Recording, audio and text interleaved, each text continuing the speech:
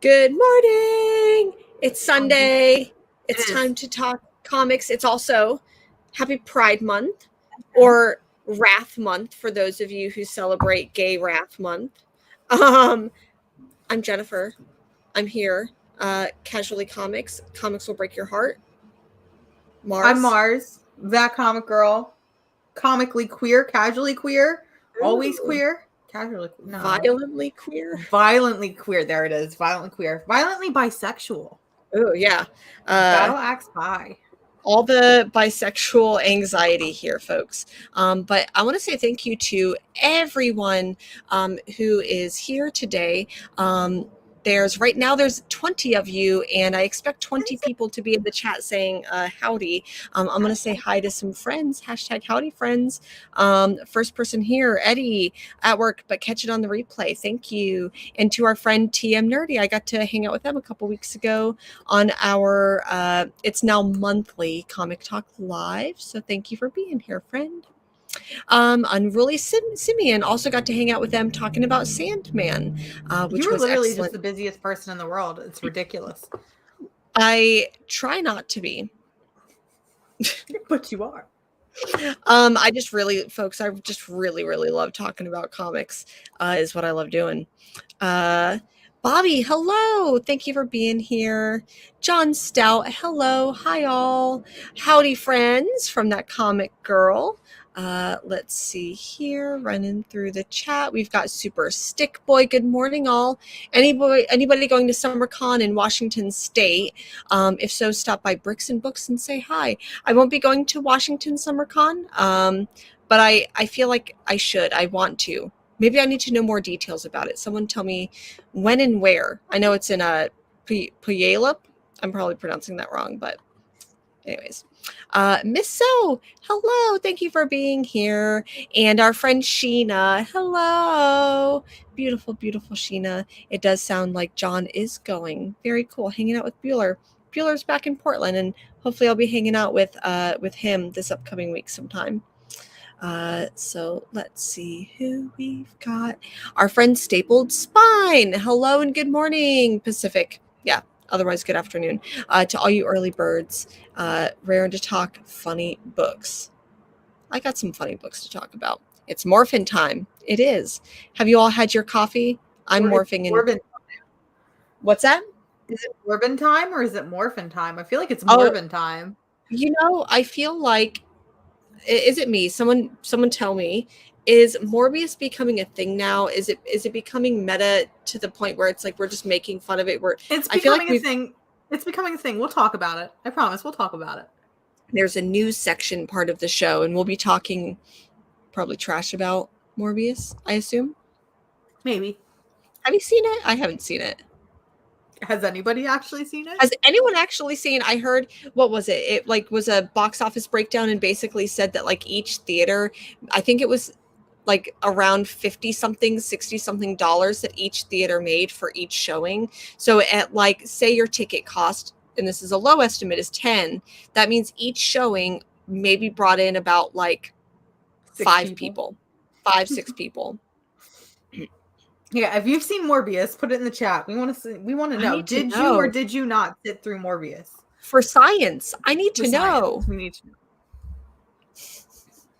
Hello to our friend Carrie, officially unofficial geek. If you have not already followed her channel, it's absolutely great. It sounds like there's going to be some Doctor Who breakdown soon, so cannot wait for that.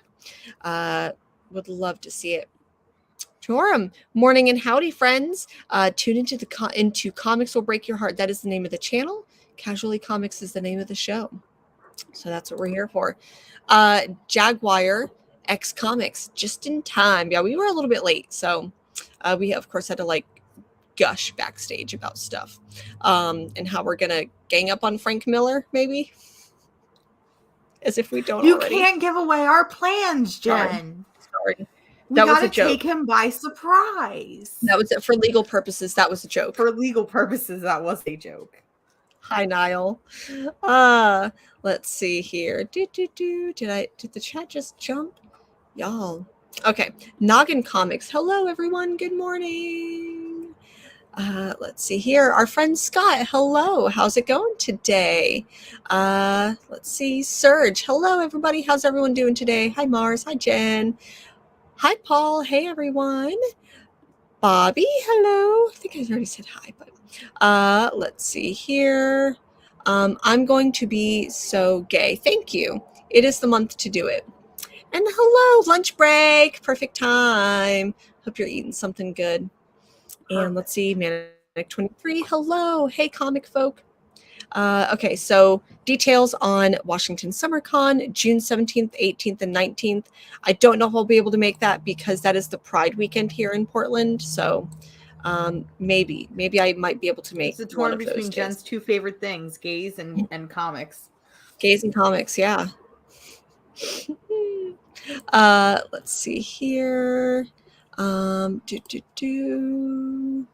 Show. I watched it first showing opening Thursday. Okay, so Ooh. there you did.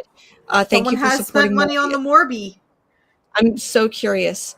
Let's see here. I think I got everyone. If I didn't get you, say hello. Greetings from Finland. That is excellent. Okay, I think that's it. So let's start off like we normally do with some comic book news. What's going on in Comiclandia, Comic Pop book news. Culturelandia? You know what? I think we should just start off talking about the man of the hour, and that is Morbius. So Morbius is a thing. It's apparently a very real movie that tons of people have seen, especially from Stapled Spine Horrorzine. I've seen it a million times, I'm sure. One person. So it's a movie, and as you stated before, it kind of bombed, but it has become like this weird legendary meme type thing to the point where there were people streaming the entire movie for free on Twitch. Multiple people were streaming this movie for free on Twitch to the point where it got taken down. And then I guess Sony decided, people are talking about the Morb. People want more Morb. So they decided to re-release the movie after it only being out a couple weeks. They decided to re-release it, thinking that all of the Morbins would swarm and see the movie and pay real money. And sadly enough, it only did about $85,000 in the weekend that it opened, which was this weekend. I just think it's funny. Yeah. I think it's funny that Morbius is so bad that it's become this like meme. Like it's bigger than life itself. It's truly wonderful how big the Morb man has gotten. I love to see this like cultural shift and definitely see it in real time because there are movies that maybe came out when I was younger, like maybe they came out in the early 2000s, late 1990s, and they were just bad. They bombed, but then there's this like cultural renaissance for it. This like either and maybe like Tumblr had done it, and now to me like I'm more tuned into things like Twitter, so I see these like social media platforms that like revive it, whether it's for an actual love of the thing, right, where it's like it's so bad it's good. Like for instance, I think it's a great movie. I think it's fantastic, but like Rocky Horror Picture Show, like I was a weird fucking kid for loving Rocky Horror Picture Show when I was in middle school, and it explains a lot, but then I feel like there's a cultural renaissance of it where it's like we're going to reclaim it, but it sounds like Morbius was so bad and people who had not actually seen the movie made memes about it. Because it's Morbin time. Because it's Morbin time. It's always Morbin time. And people who hadn't actually seen the movie were talking about it, chattering about it. And so Sony was like, oh, this means we actually need to like re-release it again. It's funny. It's funny how people think that that's how like capitalism works. It's just because people are talking about it, they're going to spend money on it. Like, no, that's how anarchy works. Yeah. That's how socialism works.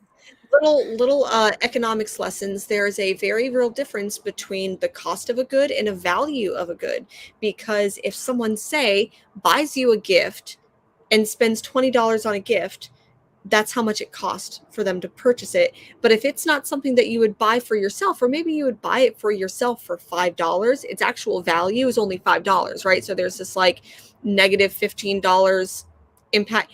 Anyways, I won't get into it, but maybe I need to come up with like what is the cost of Morbius versus the value of Morbius, if anyone wants to do some like back of the envelope math with me.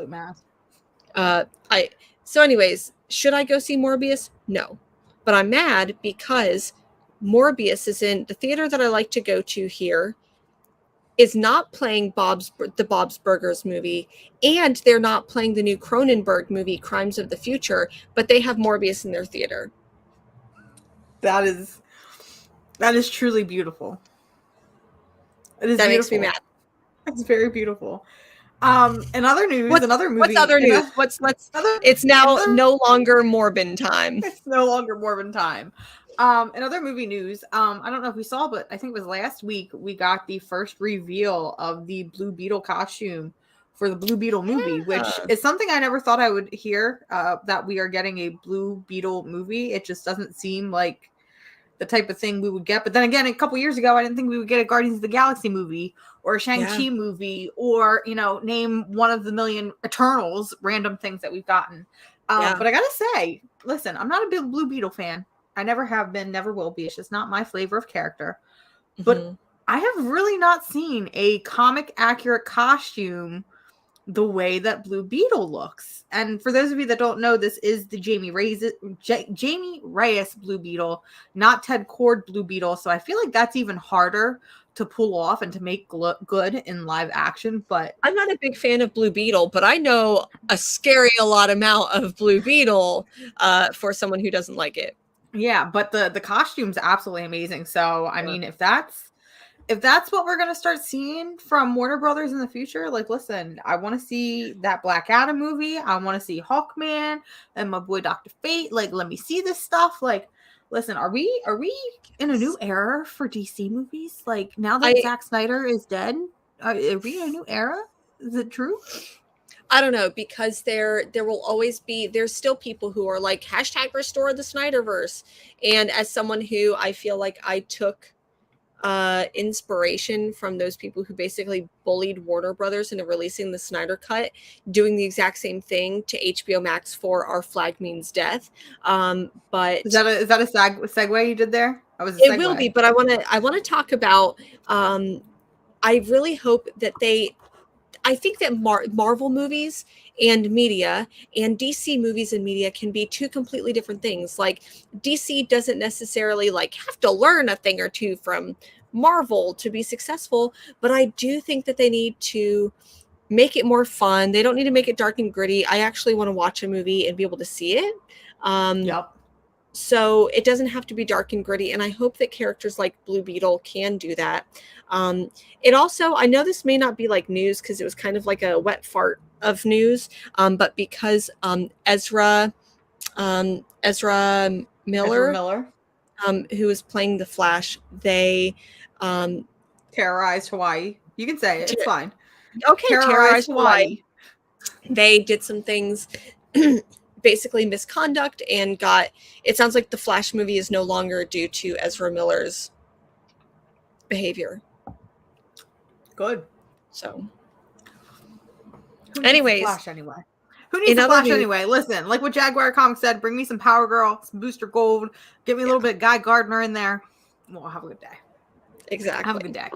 I want to see DC's B-list characters. Not necessarily that any of those are necessarily B-list, but I feel like we've got my Guy Gardner movie. God damn it! I wouldn't say Green Lantern is B-list. No, not for DC, but I definitely think that when I think about the big characters for DC, of course it's Batman, Superman, Wonder Woman.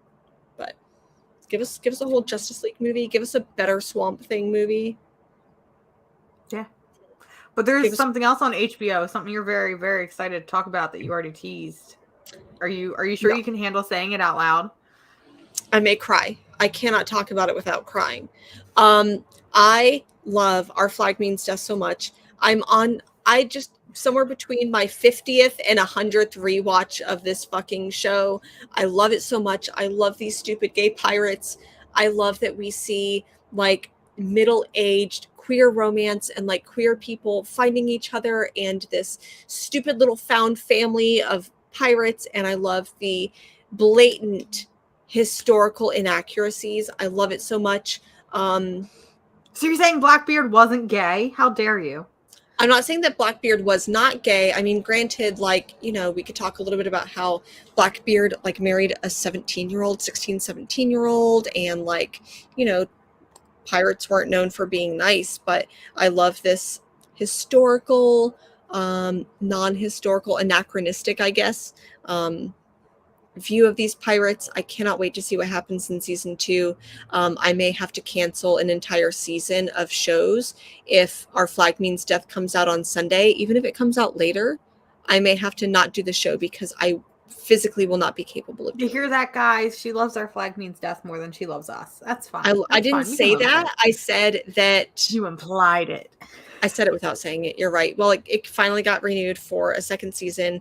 HBO Max knows their audience, and they waited for the first month of Pride to do it, or the first day of Pride Month to go ahead and announce the renewal. Totally on brand. Yeah, totally. Even though I'm 100% against like corporations at Pride, because for a very long time corporations didn't take queer money, and just anyways. It's That's Pride another Month. story for another day. It is. We've got Our Flag Means Death coming. So we'll, as soon as a date gets announced. We didn't talk about this one really quick, but another piece of news, thinking about announcements, release dates. I have been waiting for a release date for Sandman. And we keep hearing about Sandman. It's been in production. I think it was filmed in like 2019, 2020. Like, it's been here. They're keeping it from me. But finally, on June 6th, we're getting a announcement date for when it will be dropping on Netflix. Which is very exciting. Because listen, I know you. I can't read the Sandman comics. I've tried multiple times. It's not resonating with me. I love the idea of it. I don't know if it's too wordy. I don't know if it's because it was written in the 80s. I need the show so I can fall in love with it and so Jen can stop partially hating me. Yeah. Because if you've tried to read just like the first volume, like the first 8 issues, I would go back, just read issue 8, which is the first appearance of Death, and then go and read the second volume. Start with Doll's House. And sometime soon, Unruly Simeon, JP's Budget Collecting, and I are going to go and talk about Doll's House. So you can join us for that. Might be a thing. Yeah. Some other comic news. So there was some stinky news this week. So TCAF, which is the Toronto Comics and Art Festival, it's a huge convention up in Toronto that's actually held in a library, which is really, really cool. Listen, I've always wanted to go to TCAF. I always see the pictures. It's a double-decker library, and it's like a convention. You got all these comic people there, and I'm like, I really want to go to TCAF. Yeah. But TCAF started announcing its guests earlier in the week, and they announced that they were hosting Pink Cat, which is an NFT artist. So first of all, that's strike number one. Why are you basically promoting, I feel like, NFT artists, which takes away from comic books and comic book artists and the physical, stuff that they share and the physical work that they earn their money off of. And not only that, but apparently Pink Cat is just a she person in general. And I feel okay saying this because I went through the dirt. And listen, not only is this person just a fucking asshole that claims that amateur artists don't deserve spotlight, don't deserve work, don't deserve to be paid. Not only that, you're a fucking amateur artist, or were at some point, so shut the fuck up. Second of all, they trace work. They have been caught stealing from Tank Girl art. And like, really? You're going to call people out and you're going to say how shitty other people are, but you can't fucking make a piece of art yourself because A, it's an NFT, so that's not real art to begin with. Sorry, I'm going to say that. Shots fired. Not real art to begin with. B, you're tracing art. So TCAF did finally go and do the right thing, and they rescinded the invitation to Pink Cat, and they made an announcement basically apologizing not only to the fans but to the other creators that were hosting a TCAF. So while I'm not okay with the idea that TCAF thought it was okay to host an NFT artist, I am feeling a little bit better knowing that, they were able to right their wrongs. They were able to realize what they did was wrong, and, it's a work in progress. But listen, rule lesson of the day, don't be shitty to other artists. That's all I'm going to say. Yeah. And I think, I hate NFTs. Like, no fucking thanks. I don't have time for NFTs. I will say, I know that some artists and creators that I really like have started to dabble in it. Will I make fun of you? Yes. Go get your bag? Also, yes. But I'm still going to make fun of you for it, for getting into NFTs. But I think that what the thing is that this person was caught blatantly stealing, blatantly plagiarizing, and just being Blatantly being an asshole. being a very just not good person. So I'm glad that TCAF made the right decision. I know a lot of people were like, saying, hey, if you invite this person, I won't be coming. This is kind of a shitty thing. So maybe it'll make, Toronto Comics and Art Festival or Comics Art Festival rethink inviting people like that and maybe doing a little bit more research. Yeah. Yeah. Hopefully. Fingers crossed. Mm-hmm. But there's some other big pieces of news. Josue kind of beating us to him up at the punch Yeah. here. If I can find the comment. So it was announced this week that Joe Quesada, legendary comic book writer and artist. I love Joe Quesada because he is the co-creator of Painkiller Jane, which is one of my favorite comic book characters of all time. Listen, she's a bisexual babe that owns my heart. Joe Quesada worked his way up the line X-23? and was. Oh yeah, Joe Quesada also. No, Joe Quesada didn't do X-23. Why am I X-23? No, that was. Am I doubting myself? All right, we need receipts. We need to know. Anyway, I'm gonna keep rambling while Jen confirms for me. So Joe Quesada, worked his way up the charts, became editor-in-chief at Marvel, and is now, after like 20-something years, I think, of being editor-in-chief of Marvel, is now stepping down from the position. Right. And it's listen.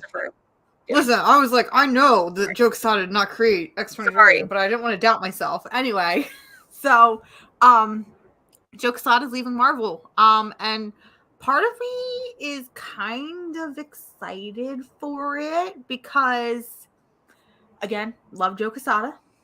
Love that Joe Quesada co-created Painkiller Jane.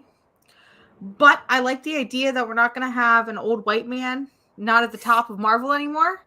No, because hashtag hear me out. Hashtag I'm just going to replace it with another old white guy. And if they don't, it's going to be. They might not, if because it's not, hear me out.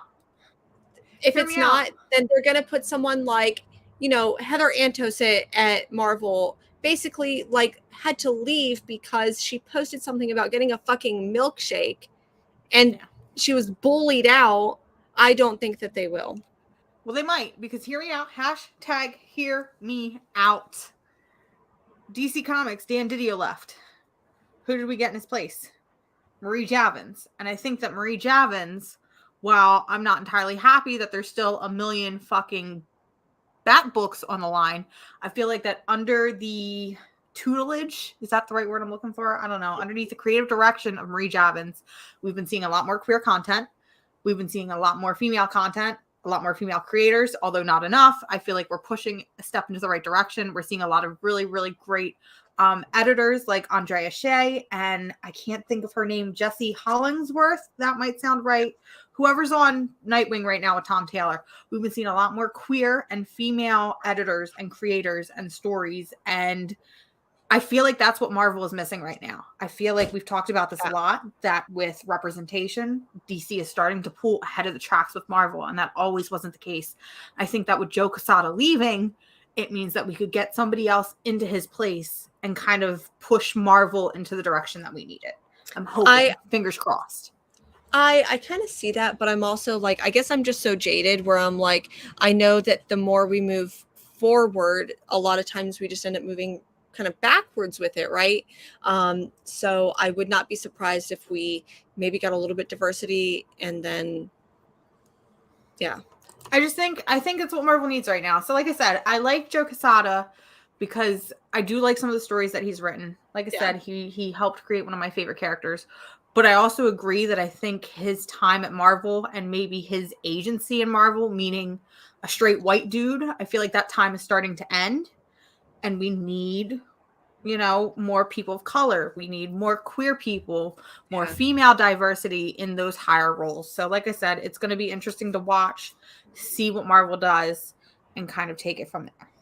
Do you think that they would because sometimes they do put like creators in these spots, like, or someone who's like, because Marie Javins, she is a an editor, is that correct? Like, or so. what's her like official title? Do we I'm know? not entirely sure. She was an editor. Blah, blah, blah, blah, blah. I really don't know. Okay. I don't know off the top of my head. Because I mean, sometimes they do end up getting like actual, I don't want to say actual creators, but you know, maybe someone who has their like hands in. Anyways, is there space for someone like Gail Simone to take over?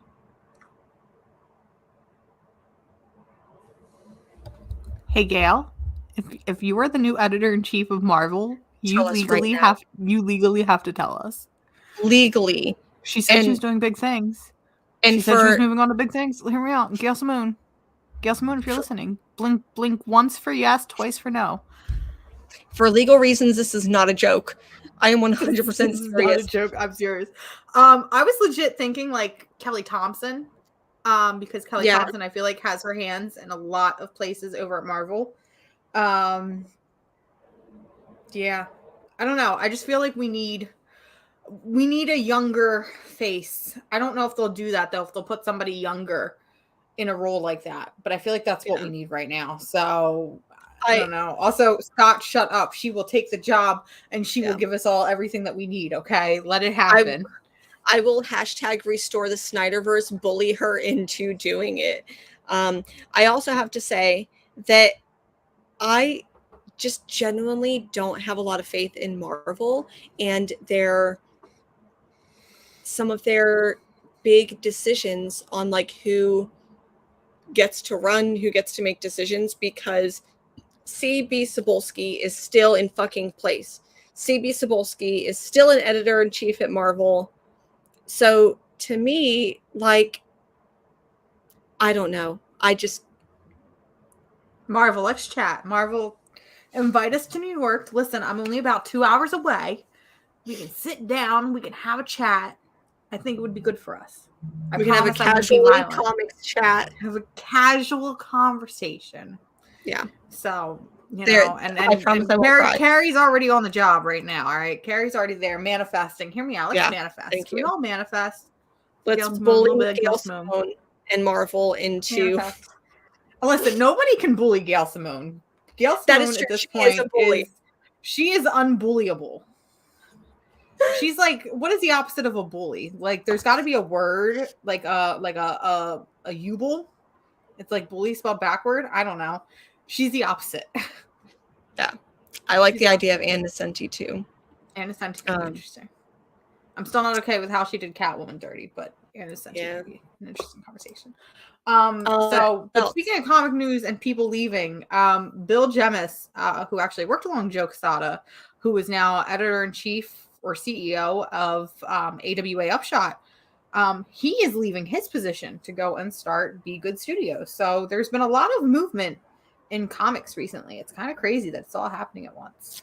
Is creating your own comics imprint publishing house, is that the new NFT? Like, everyone's going to go try to get into it. It's going to crash the market. That's a good idea. Oh, I didn't think about it that way. Yeah, because we had Frank Miller starting up his with BFF for Life, Dan Didio. Mm-hmm. At that point,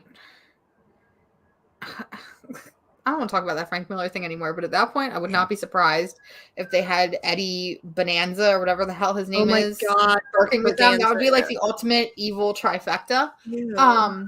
But yeah, he's leaving. So a lot of movement in the comic book industry recently. Like, I like indie. Y'all know that I like indie comics. Like, that's normally where I lean. But the more I just see like white men who have been in the industry for a really long time be like, I'm gonna go do something different. Like the same Image in the 90s, Joe Quesada, Frank Miller. Like, I really don't think that you're gonna do the next big thing for indie publishing, and I don't know. No, it's not gonna happen. So there's one last thing I want to talk about before we start talking about the actual comic books. And it's not comic book related. But hear me out. I have a platform, God damn it. I have a platform, God damn it. I'm going to use that platform to talk about a little show. Okay, cool. called Obi-Wan Kenobi.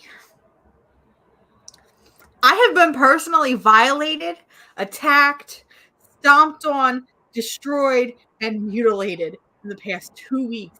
And listen, I don't appreciate it, but at the same time, please do it more. Thank you. Yeah. Listen, this show is everything. Listen, I've always said before, I am that comic girl, but really close behind it, I think I'm that Star Wars girl. I have been obsessed with Star Wars since I was 4 years old. Actually, you know what? I'm going to pull a Star Wars line. I've been in this fight since I was 6 years old. Jen wouldn't get that reference because she doesn't watch as much Star Wars as I do, but I've been in this fight since I was 6 years old, God damn it, and probably younger than that.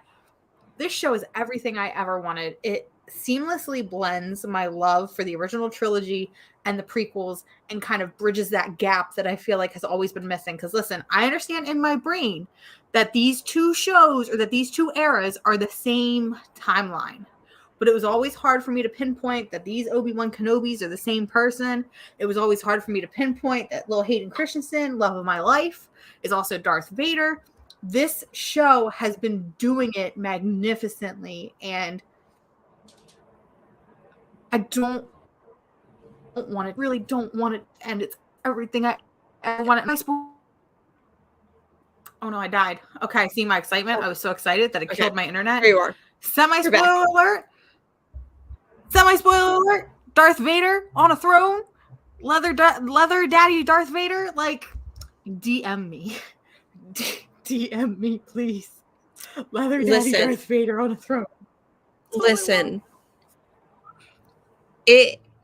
Y'all know how I feel. Like, I am the Star Trek equivalent of how you feel about Star Wars. And it's funny because I think I brought this up before, but a coworker asked me, they're like, oh, like, have you seen Obi-Wan? And I'm like, I really don't like, I don't really like Star Wars. And then I had to like stop myself and I'm like, wait, I've seen every single movie, pretty much every single show. And then I was like, I know more about Star Wars than most people who say they like Star Wars. So there is that.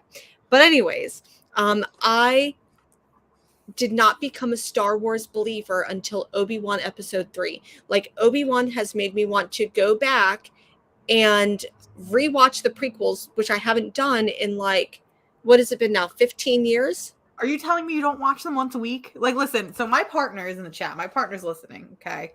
And my partner can attest to it, and I'm going to have him put a comment to confirm it.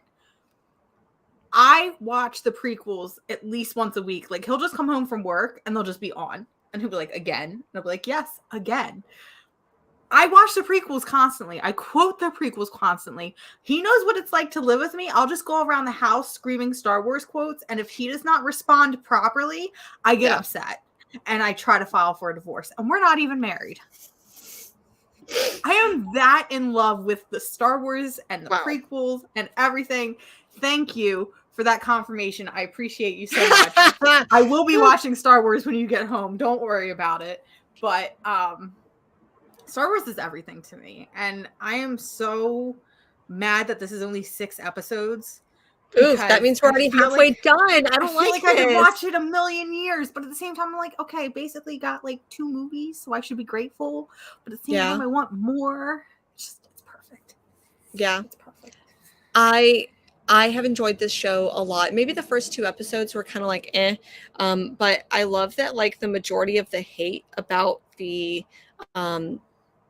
first 2 episodes of Obi-Wan were basically like, I don't understand how sorry, this is going to be kind of spoilerly if you haven't watched it, but you've had a couple weeks. But in the second episode, we see younger Leia, baby Leia, running through the streets, outrunning a Sith. And people are like, what do you mean she could outrun a Sith? But then simultaneously, I'll be like, so Star Wars bros, how does the Force work? It's midichlorians. Like, if you can believe in midichlorians, then that's how Leia outran the Siths, is midichlorians. I love baby Leia. I would defend her with my life. I cried hysterical when she showed up because, like, next to little baby Yoda, that was Disney's next best secret, was baby Leia. And I'm going to do it because that's the type of person I am. I want to think that Carrie Fisher is up there looking down on the little baby and is so proud of the little baby. And I just wish that the two of them had gotten to meet. So there was a it moment. makes I me mean, I so know happy. there's a moment in episode 3 where, and this gets kind of spoilery, but whatever. In episode 3 of Obi-Wan, where younger Leia, so like child Leia, and Obi-Wan are like trying to get escape. They're trying to be incognito, and Little then refugees. little refugees on the run, and then Obi-Wan slips up and calls her Leia. And then he's like, "Oh, I'm sorry. That was her mom's face. Sometimes I look in her face and I see her mom." That was the moment I fucking lost it. I know he's not actually talking about like Carrie Fisher. He's talking about Padme. but still, like, I got that moment. Like, it felt like they were also maybe talking about Carrie Fisher in that moment, and that made me cry. Stop. Now I'm going to cry thinking about, Yeah. oh my God, I'm going to watch Obi-Wan when I'm done the stream. Can we hurry up with the comics so I can get back to No, I'm just kidding.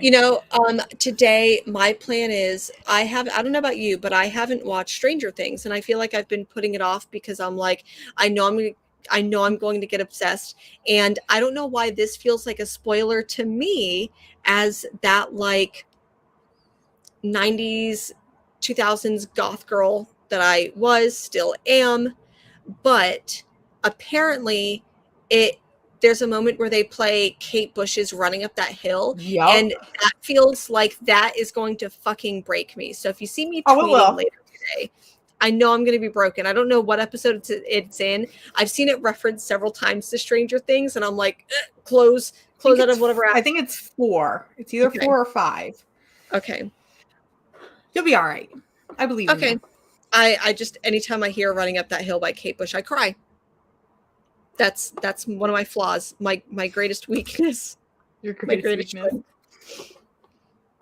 But now we're here. It's that time to talk about some comics. Also, oh my God! So, Gail Simone, if you missed the previous Gail Simone segment of the Casually Gail Simone segment, we do have a Gail Simone segment. Usually, really every do. other show at least. Yeah, for real. It's basically just us being like fan casting you for work. But we need you to be editor, or what's the title of Marvel? Just Editor in chief. Queen Bear of Marvel. Queen, not a bear of Marvel. Yeah, we need it. We do. But chat, you know what time it is. I need you to drop a comment. I need every single 30 something of you here to drop a comment and tell us what you want us to start with. Do you want us to start with Marvel? Do you want us to start with DC?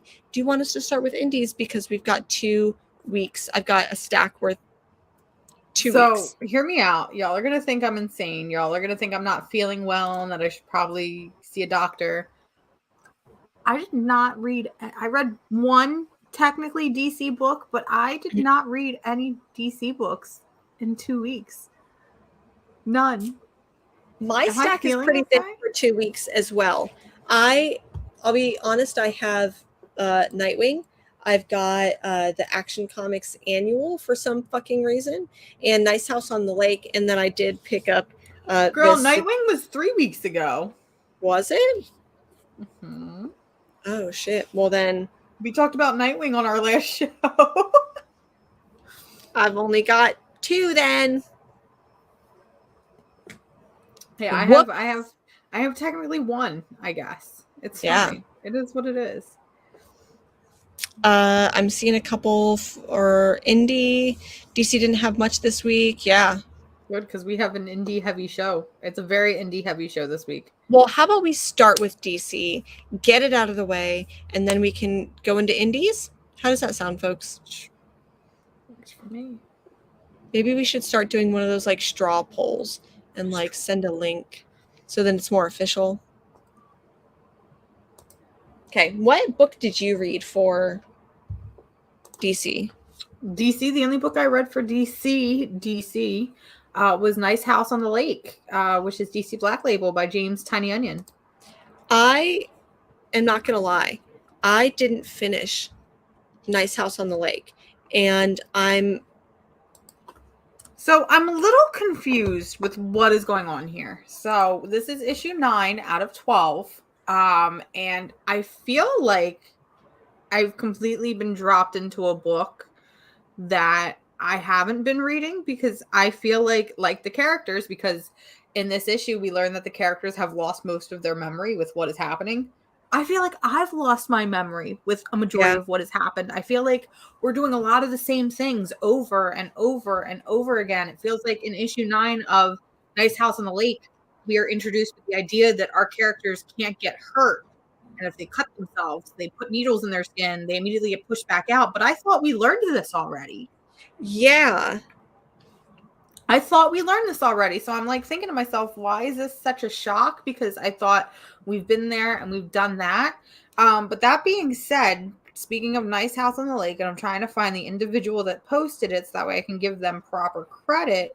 I feel like I've lost it, but there was an individual on Twitter, and John's Comics with Kids had reposted it, but they came to the conclusion that the splash page for Nice House on the Lake that shows the title of the book shows the big lake with the house, and that in each issue of Nice House on the Lake, the water has been rising. And I thought that that was really, really interesting. So if you look at the first issue, the water's a little bit low, but every single issue that we've had, the water in the lake is getting higher and higher to the point where I think that by the time issue 12 rolls around, the house might be entirely submerged. And I think that that is a nice touch, and I'm mad I didn't catch it sooner. I can kind of see that. And now that you say that, I wanted to say I love this cover. One, because I really appreciate the dad bod, the dad bod representation, because that's a particularly, I'm fond of dad bod. So I like it. But you see that they're kind of drowning in blood. So I don't know. And like the faucet's turned on. So maybe that's like, I do love this book. I keep feeling like I'm getting lost every time I read a new issue, and part of me really just wants this book to be over so I can sit down and read it in its entirety, because I think we have a stroke of genius going on here. I think it's just getting lost in that month-to-month format. Yeah. I read in the last 2 weeks like 4 different James Tynion books, and yeah, it's been a lot. There's some good ones, but then there's also some that I'm like, And it also feels like a lot of them are blending together because we have a lot of horror elements that kind of stretch across the same series. And I think we'll talk about that more a little bit with another Tynion book that came out this week. But there's something about this book that I still really, really like, and I still really love, and I can't wait to see it up until its finality. So we'll see how that goes. Agreed. Well, the only other book that I got this week that was DC is the Action Comics Annual. I thought it was pretty cool. We do get the the origin of Mongul, which I thought was pretty cool. I don't know. Annuals are sometimes like good and they hit me in the right way. This one was all right for me. It didn't like blow me away. So nothing too much there, but look at Superman there. Anyways, that's it for DC, with the exception of Nightwing that came out 3 weeks ago. With the exception of Nightwing. So I think we should jump over to the other side and save indies for last, because like I said, I think it's a very heavy indie week this week. Okay. So we'll talk about Marvel. I think I only have like 3-ish books from Marvel. Oh, yikes. She's got way more than I do. A lot of these, I'll be very honest, a lot of these are, so for instance, in this stack, I ended up picking up issue 2 of Spider-Punk, and I picked up the variant cover, and then I got a couple other variant covers. So tell me what books that you read for. I read, surprisingly enough, because I didn't think I was going to read it past issue 2, but I was like, let me read it, see where we're going. Punisher number 3. Oh my God, I haven't even been keeping up with Punisher. And I know it's going to make somebody in the chat very happy. I'm really, really liking this run of Punisher. Like, listen, I Okay. feel like I've said it every month that since Punisher has come out, I have read one Punisher book and one Punisher book only, and that is Space Punisher from Frank Thierry and Mark Texeira. If you have not read that book, please read it. It will change your life. It's amazing. But this iteration of Punisher, you know, he's in Japan. He's working with the Hand. His wife is back from the dead. It's really weird. I'm surprised they haven't done that sooner. Yeah. But I really, It'll be I a don't trick. know. I really, really like this iteration of the character. I like the fact that we get to see more into his backstory. In issue 3 in particular, we get to see the fact that, you know, this isn't the first time that he's, you know, he killed when he was younger as the first time. You know, everybody thinks that maybe he didn't start killing people until he joined the military, and then especially after when he became the Punisher. But apparently this Punisher streak, if you will, has been since he was young. So I think that was really interesting. I also adore the art in this. I really, really like the art style. Who's the artist on this? Don't even know. That's how bad I am at my It was job. so good. You couldn't even, you had to forget how. I had to forget. Maybe I can pull it up here and maybe not be a terrible human being, but probably not because I'm a terrible human being. Either way, I really, really like the art in this book. And like I said, we get a flashback scene with a different artist, and I think that art complements it as well.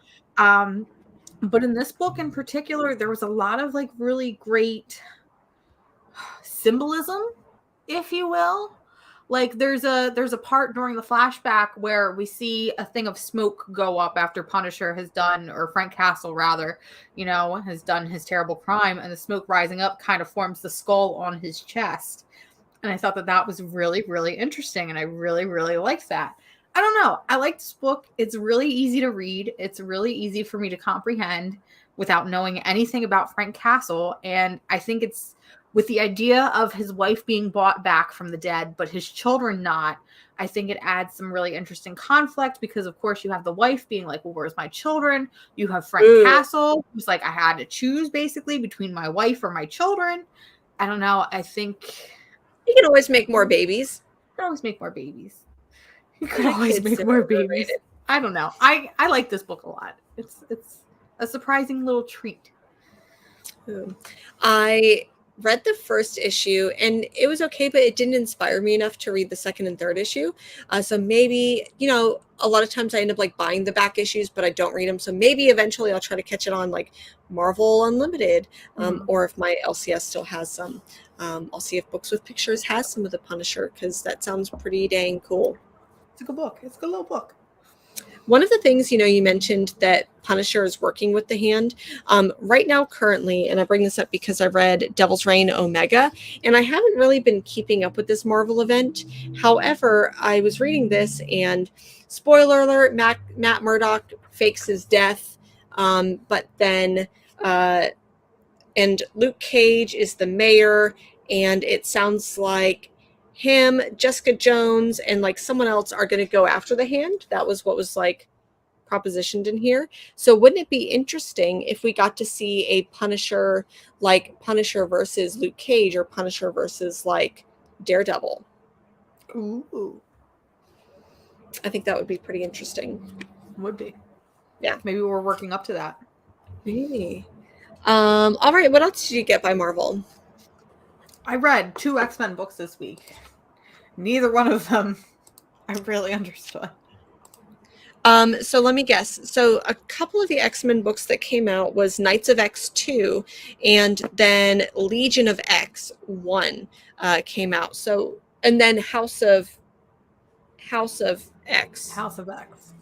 Or So, X-Men 92. I read House of X, X-Men 92, and I thought, here's the thing. We read issue 1 last month. I really enjoyed issue 1. I was like, wow, this is House of X, Powers of X, but for dum-dums like me. I can kind of understand what's going on. Issue 2 said, nope, you're still a dum-dum. You don't know what you're talking about. I have no clue what's going on, but I really like the art.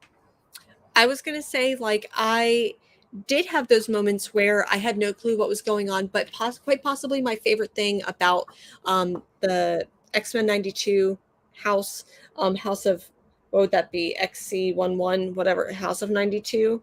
What would that be? I have no clue. That would be 92, I think. my favorite part about this was that there's like a little Jubilee recap that goes into like, I hey, did remember like that that.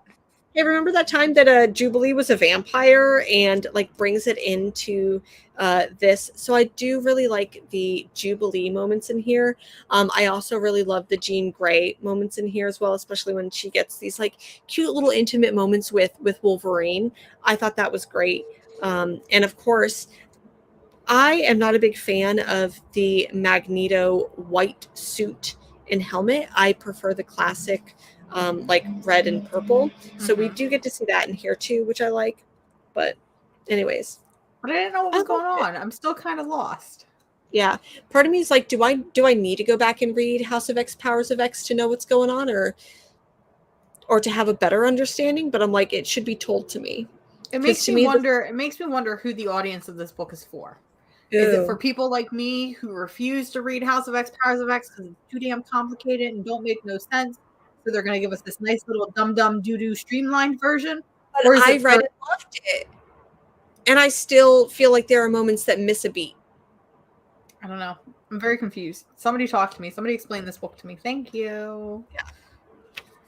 There was another X-Men book out called, I didn't even know, did Knights of X #2 really come out? Either last week or this week. I'm getting kind of confused. Knights of X did come out. Isn't that the one I kind of liked? Yeah, because I think it's like no, because it's like D&D. No, Marauders, not Marauders. New Mutants was the one I kind of liked because it did the storybook thing. Okay, so then I wouldn't have picked up Knights of X. I don't feel bad.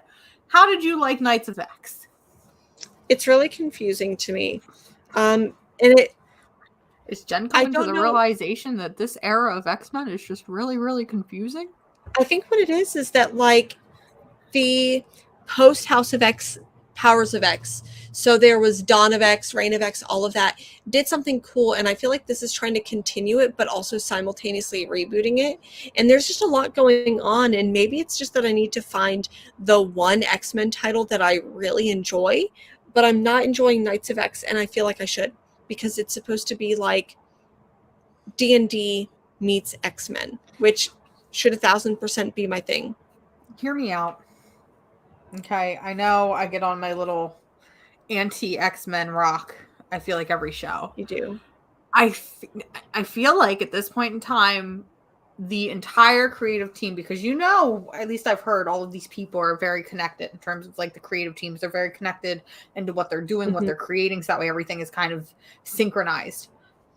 I feel like this entire era of X-Men is trying to be larger than itself, for lack of a better word. It's almost like they want to smell their own farts and to make X-Men more philosophical and more smart and more what's the word I'm looking for? Like pretentious? Pretentious. Thank you. I feel like this era of X-Men is trying way too hard and is coming off as really, really pretentious. Because I've said it before, where if you are not reading every single book, tie-in, event, you name it, you are going to get lost and confused. And at the end of the day, X-Men is supposed to just be about a bunch of really fun, cool characters with wacky, crafty powers beating the living snot out of each other. That's what I was raised on as a kid growing up in the 90s. I want that back in my comics. Stop giving me these really overdrawn philosophical storylines and just let me go back to fun. Wolverine is beating up Sabretooth and Mystique just shot Cyclops. Like, let me go back to that. Let me go back to seeing villains as villains. I want to see Magneto, Mystique, Mr. Sinister. I want to see these characters as villains. I don't understand why you have all these villains on Krakoa holding hands, singing Kumbaya. It makes no sense to me at all. Make the X-Men dumb again. I think, you brought up one of the points is that, and like, here's the thing is that there are a lot of mutants. Like, X-Men came out 60 years ago, 59. But, so we have a lot of history here, but there's been so many teams and so many new X characters introduced that, like, I wish, so for instance, like, Legion of X I thought was really cool. It brings Legion into it, and but it also brings Nightcrawler, and we just finished Way of X, which brings this like spirituality, religious aspect into Krakoa, and like it's weird and it's wacky and I like it. But then Legion is here and Nightcrawler's here, but don't get me wrong, we've also got Nightcrawler going to Mars talking with Storm, and I'm like, keep, as much as I want to see Storm on the screen, keep them separate. Like keep Storm on Mars, and maybe keep Nightcrawler. Like don't, because then my storylines get all messed up because I'm like, wait, did I miss something? It's too much. It's too confusing. Bring back the, what are they, the letter boxes where they have their little heads in the corner, so that way I know what X-Men are in each issue. Give me little rundowns of all these characters that I might not know about. So as it turns out, they do that, but it's been part of the Hickman dump stuff going on. So they will do one of these pages, but those I kind of like. Those I kind of like. Those I feel like are the 1-2 page of like info dump that I will read. But make it engaging, make it fun, because when you put it to me like a textbook, I'm not. At least me personally, when it looks like a textbook and I feel like I'm in school again, and I'm not. I'm not going to absorb the information the way I would if it was fun and colorful, and maybe there was like a big splash page. Maybe the characters are all fighting. And they have, think about a book, like let's bring an example of a book. West Coast Avengers. Yeah. By Kelly Thompson. West Coast Avengers by Kelly Thompson threw so many characters into the mix I had no idea about. I knew who the Hawkeyes were. I knew who America Chavez was.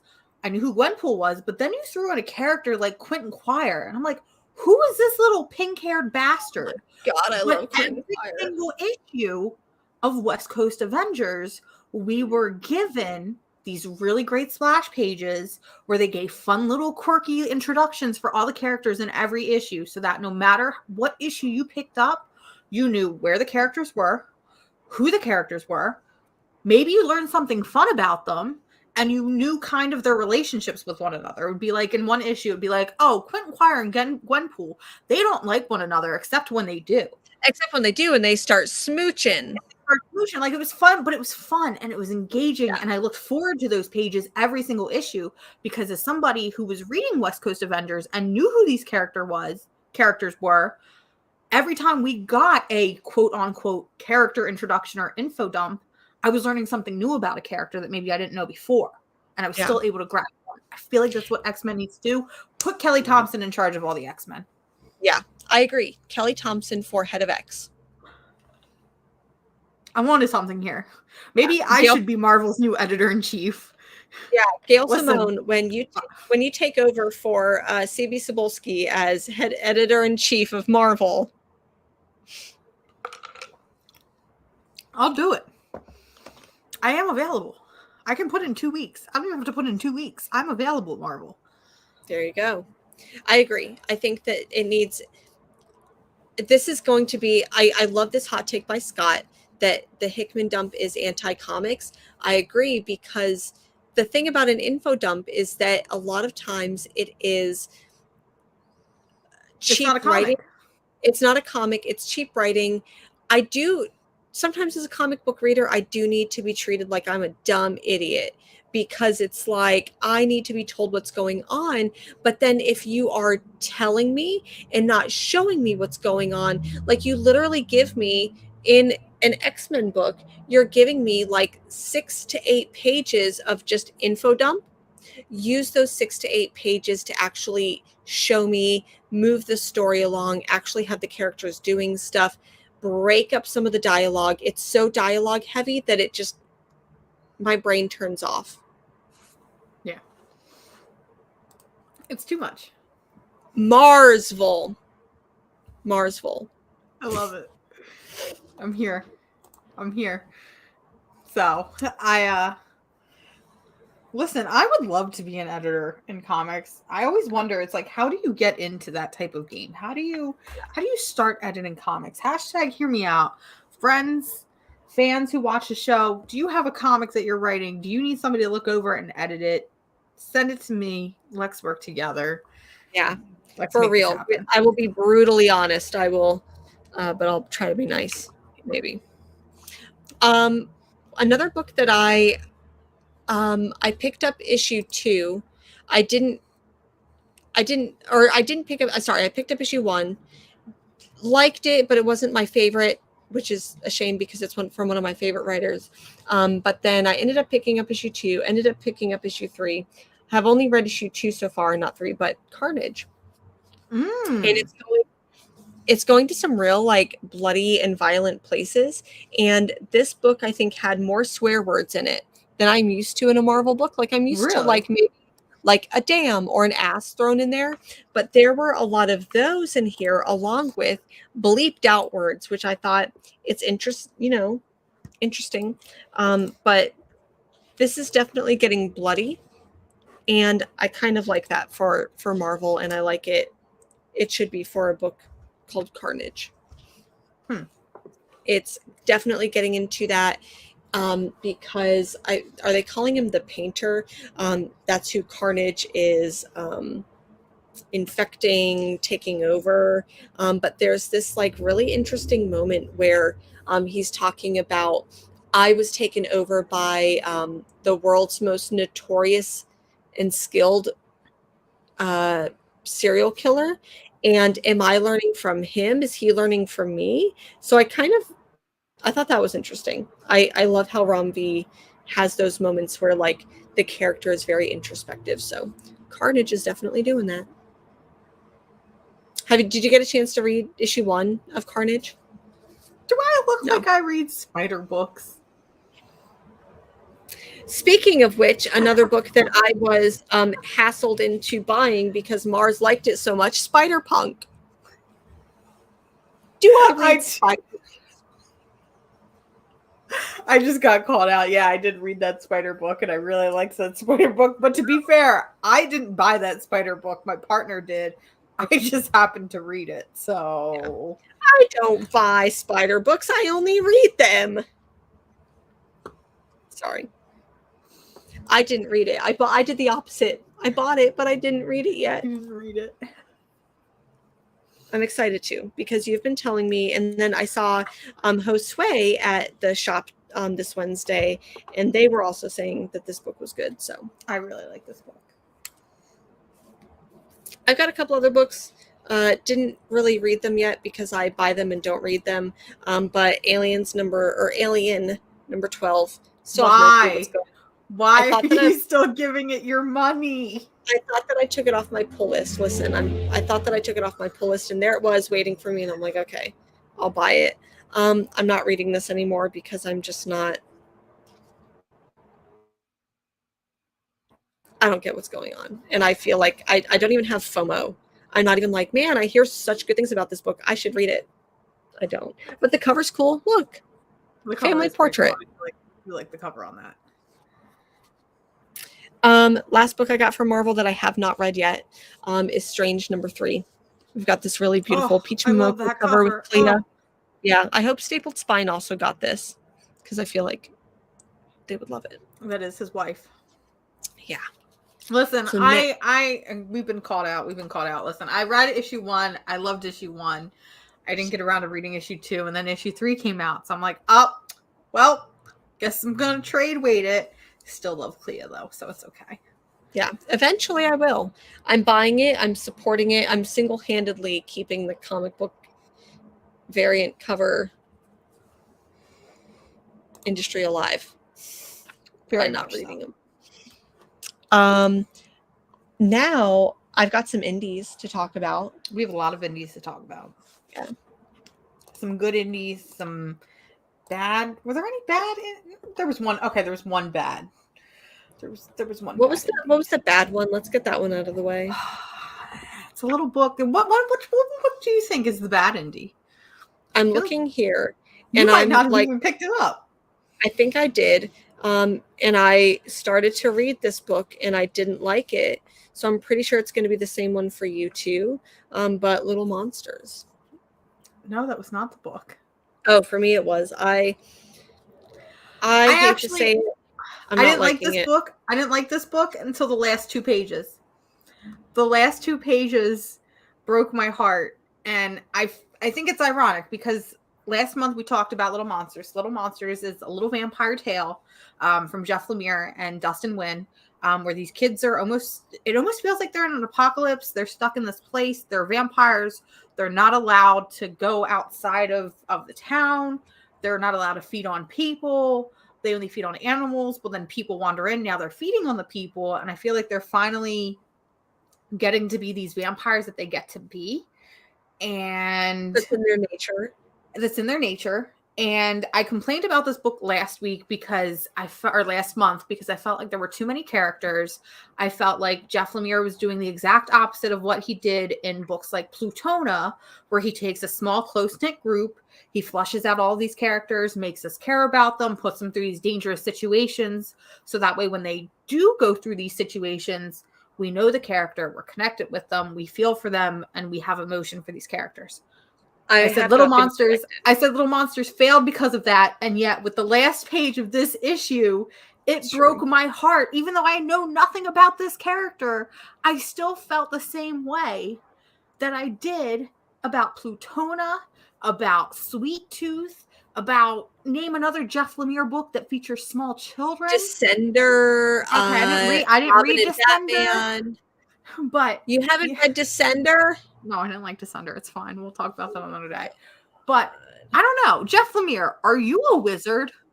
Do you just like do stuff and make it happen even though it doesn't make sense? Because I feel like Jeff Lemire might be a wizard. And for somebody who says that they don't like this book, I sure as hell have read it every single month it comes out. I'm not hate reading it like rain, but I'm still intrigued enough to know what's going to happen. I feel like I got FOMO with Little Monsters, and I'm like, I feel an obligation to pick it up and read it. I'm just not liking it. There is that thing that happens at the end, and it felt gimmicky to me because I haven't been introduced to the characters enough, and I feel like... But I still felt bad. Yeah. It was weird. I like it.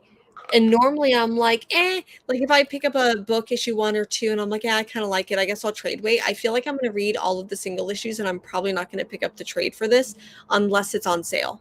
Like 100% it's going to have to be possible. Like, yeah. Possible. So then that wasn't the book that you, oh man. Am I the only one that read this book? Please tell me I'm not the only one that read this book. What issue is it? Number 1. Please don't tell me it's one of my favorite books this week. I don't think it's going to be your favorite book this week. What book was it? What book do you think it was? No, it wasn't that one. Okay. You're safe. I do have a lot to say about that book, though. Me too. Okay, so let's talk about that, and then I'll reveal my most hated book this week. Then the other one that I think that it would be, if it's not that one, is... I'm going to have to, I don't know. I don't even feel like you get these books. Okay, well, we'll reveal it. We'll reveal it after we talk about this book. Because I don't think we're going to talk about Closet by James Tiny Onion. Because I got a lot to say about this book, and not all of it is good. Ooh. So what I'll say is I thought it was interesting because, like, the main character in it, anytime I see a main character that looks like this, I'm like, is this a tie-in? Is this James Tynion writing himself in the book, even though he doesn't do the artwork? So we're going to talk about this right off the bat because that's what I was going to talk about. All right, so let's talk about it. Closet by James Tiny Onion is another horror book in which James Tiny Onion features himself. Because I said this about American Nightmares. I don't know, it's a male, female, doesn't matter. Every single book that James Tiny Onion has written that is a not self-published, like in creator-owned book features a main character with brown floofy hair and glasses. Normally the character is a little chubby, but in this book the character is not chubby, but it is still obviously James Tiny Onion. It's dad bod. Tell me, it's a little bit dad bod. You think I'm wrong? Go look at Closet. Go look at Nightmare County. Go look at Something's Killing the Children. And there's another book. What's the other book? There was another book that's like that. I don't know. Oh, Nice House I on feel the like, Lake. and Nice House on the Lake. I was gonna say Nice House on the Lake. Like even the dude on the cover could be like, I don't know. Every single book that James Tiny Onion creator writes is himself in the book. And here's where my problem lies, and here's where we're going to start to get nasty, because I love James Tiny Onion, but we need to have a talk. Why is every single person in your character or in your book white? Why is every fucking character in every book you write a white person, aside from Nice House on the Lake, where you have 12 different characters in there, so the people of color kind of get pushed to the background? But every single book you write, it is white people everywhere. Every single character in Something is Killing the Children was white until we got House of Slaughter, which was ghost written by you. And it wasn't even, well, and they died. But technically, James Tiny Onion did not write House of Slaughter. Tate Brombell wrote House of Slaughter. Ooh. So we need to have a talk about that. So I want to say, in that vein, is that the main character is the beginning of this book is basically a main character talking about how he's sitting at a bar getting drunk. He's like, I just came here for one drink. And then he's like, okay, maybe another one. And he's basically complaining about his wife the entire time. And I'm just like, one, straight people, are you okay? Two, they're talking about moving, and they're moving to Portland. And what I want to say, as a white person in Portland, we're full. Maximum capacity, no more white people allowed to move to Portland. Like there needs to be like a 2 out 1 in type situation, because like, question, because I don't remember. I know they're moving to Portland. Did they say where they were moving from? Was it from Wisconsin? Maybe. I think it was one of those like flyover states. Sorry if you live in Wisconsin. Says is the main character from Wisconsin. All of Tiny Onion's main characters from Wisconsin, since he's from there. Once again, that just proves that all the characters that he writes are stand-ins for him. It's weird. I don't like it. We need to have a talk. I feel like Tim Seeley does the same thing. Even if a character is like not a white male, they're all from like places like Wisconsin. Yeah. South Dakota, some places like that. But I say that, I don't know, Scott's probably still in the chat. He's from one of those like not Indiana, states like that. But seriously, like I love y'all, and I want every single one of you to move to Portland because I love it here and I want you to be here, but there needs to be like a lottery, and it needs to be like a 2 white people out, only 1 person in type thing, because Portland is too white. It's designed that way because it was one of the only states, Oregon was one of the only states to actually ban people of color from moving here in its like founding documents. Yeah.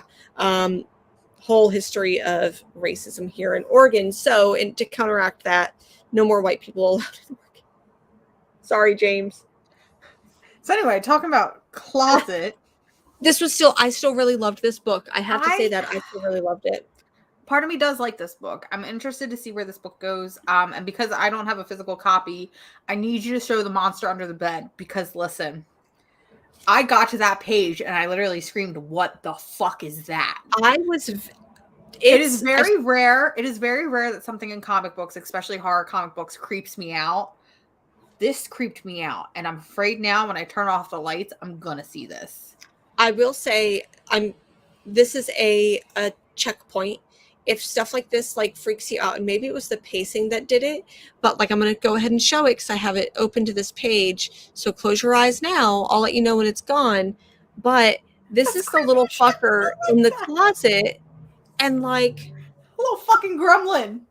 And not like the fun kind you share brownies with, the fucking evil gremlin that kills you in your sleep. I don't like this shit.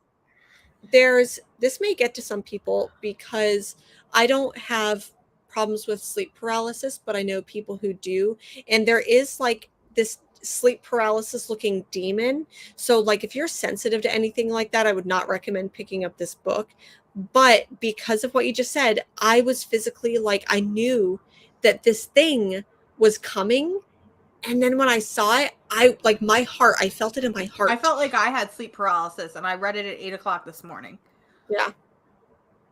I felt like people that have sleep paralysis, because thankfully I have never gone through that. It's terrifying to think about, but I feel like that would be the type of thing you would see. And it's the idea that, they're moving and you think that the monster in the closet, because they use this excuse of, well, the monster's in the closet, we're moving tomorrow, so obviously it's not going to follow you. And the book ends with the idea that the monster is following them. What I would say, I wouldn't be surprised if it did the opposite. If if James Tiny Onion didn't follow this group of characters, but stayed in the house. And so I wouldn't be surprised if the next issue picks up with the next family that moves in the house. See, I think it's going to be the opposite. I think it's going to be following them because it almost looked like the monster climbed into a poster that they were taking with them. Oh, and I feel like that's how the monster is going to come with them. So I definitely agree. There was a lot of little world building. Pope Cerberus I says it was a creepy intro, but Closet had little world building. I completely agree with you. Yeah. I feel like this issue was extremely slow, but at the same time, I feel like it gave me enough, and that creepy little fucker. It makes me want to read issue 2. So I'm definitely going to be continuing with the next issue. Like, listen, you got me. You did what you had to do. You got me. That being said, make your books a little bit more diversified. Okay? Yeah. Just a little bit more. Okay? Agreed. Because all of them are starting to feel the same. They are. They're starting to feel the same. A lot of the books, a lot of the themes are very similar to the point where, you had mentioned backstage, we're reading like 4 James Tiny Onion creator-owned books a month, all of them being horror related, all of them having very similar themes and premises and maybe story beats that sometimes it's like, oh, well, I don't know if I read this. I don't know if that was in that book or this book. And it's starting to get a little muddy. And I feel like adding in people of color, maybe throwing in a female character as your lead, maybe once in a while, it might kind of not. I want to move on to the next book since we're kind of on the same topic. I feel like the pacing of Something is Killing the Children fucking bothers me at this point, because in the first volume we get a lot of movement, and I feel like in this we are exactly where we started. Once again, features like barely could be considered diversity. It feels like I don't know, Something is Killing the Children has started to bore the fuck out of me. Which is a shame, because that book, especially in its first, I'm going to call it the compendium, that first story arc, which was the first 3 trades, first 15 issues, it was really strong. It had really great pacing, really great story beats. And it makes me wonder, because what issue is that of Something is Killing the Children? 23. It makes me wonder if maybe it should have stopped at maybe issue 20 or 15 even. I'm worried that this is a book that is starting to get larger than life, especially when we look at the spin-off titles like House of Slaughter, which people have said constantly is not nearly as strong as Something is Killing the Children. I'm worried that the first volume wasn't. I like the second volume better, where that's going. I am worried that this book started off as something very self-contained, very short, very tight worked, to the point where we knew exactly what was going to happen, how the world was going to be fleshed out, how the story was going to end. But then it went to like 8 printings and became the fastest, biggest selling book since Saga, that James Tiny Onion and Boom Studios, by extension, was like, nope, we need to do more. We need to make this bigger. And now it's starting to get a little bit watered down. Hashtag hear me out.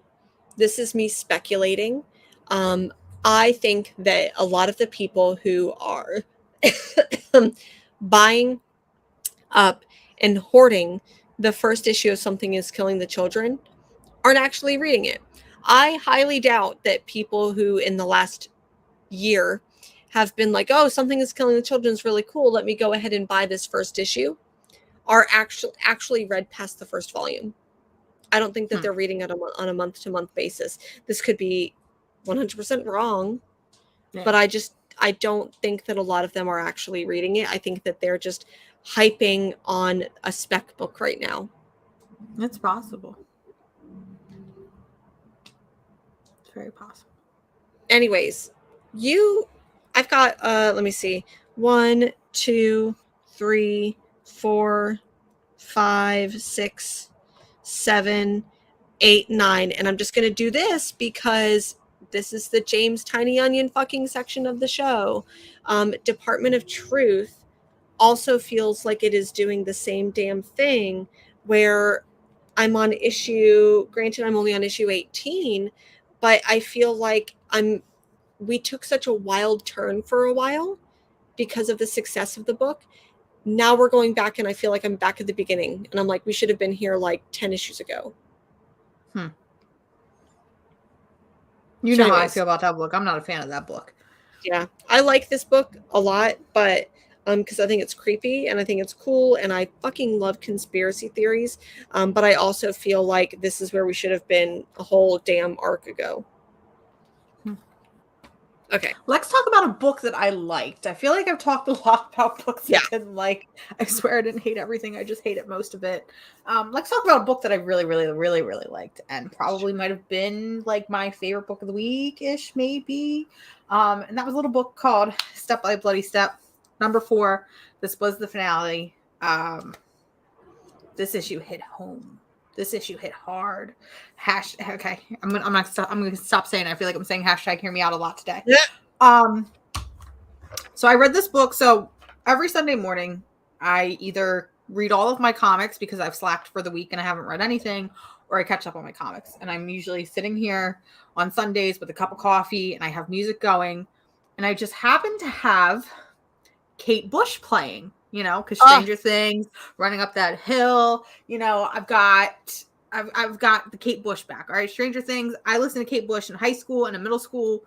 I'm back to being Kate Bush trash. I'm listening to her nonstop along with my romance. I had Kate Bush playing this morning while I was reading the finale of Step by Bloody Step. If you've already read this book or you haven't read this book yet, do yourself a favor.